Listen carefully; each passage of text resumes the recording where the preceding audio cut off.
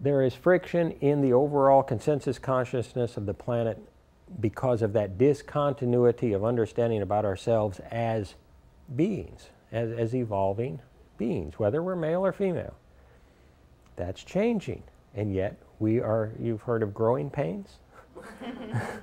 The world's got them. And they're going to continue to have them for a while. Yet there are many, many energies that are affecting the entire planet right now, that are facilitating that transformation, that are bringing it about, and it's going to happen one way or another. It can happen painful, or it can happen joyfully, or a combination of the two. It's our choice. Some people would say, oh, you know, what's making it happen? Well, you could say technologically things are changing so fast that the old roles are no longer necessities. And that's triggering changes in relationships, changes in expectations, changes in beliefs, or at least not holding us in a particular mold anymore, so we're kind of flopping around in an undefined state. Well, other people would say that there are specific energies that are facilitating that transformation. And I'm kind of believing in that way because I see it. See, we are being driven, you might say, pushed to evolve, pushed to change. The universe, God, whoever you want to say is doing it, it's happening. And it's good.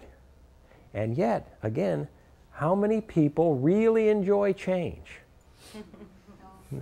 How about big change? How about people who win the lottery? Isn't that change? How many people's lives have been ruined by winning the lottery? They become miserable. They don't have relationships that they can trust anymore. Everybody wants their money. They have a whole different value set in regard to the way they evaluate themselves and other people based upon now being rich. I've got to act different. I've got to make decisions different.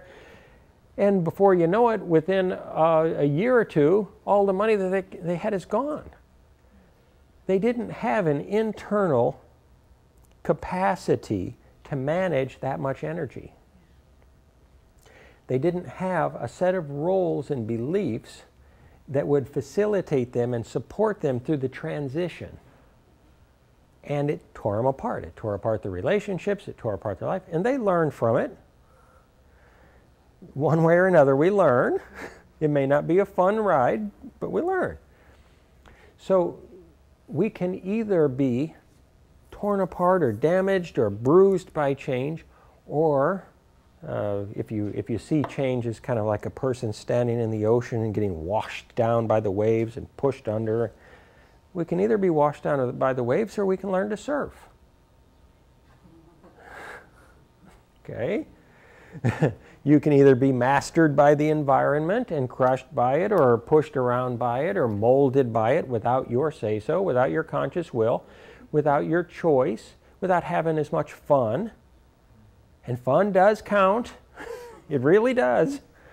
Or you can learn to dance with the change. You can learn to ride the waves of change. You can learn to value the change.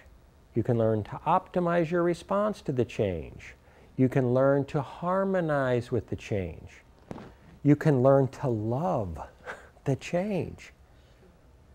And if you do, and if you're willing to go along and be aware of these things, it's less stress. How much stress is there in the world these days? The stress is increasing. The change is getting faster and faster and faster. The stress is getting more and more and more. How much need is there for people to be able to manage the change process in a non-stressful way and to get to choose where they're headed in the process? Very important.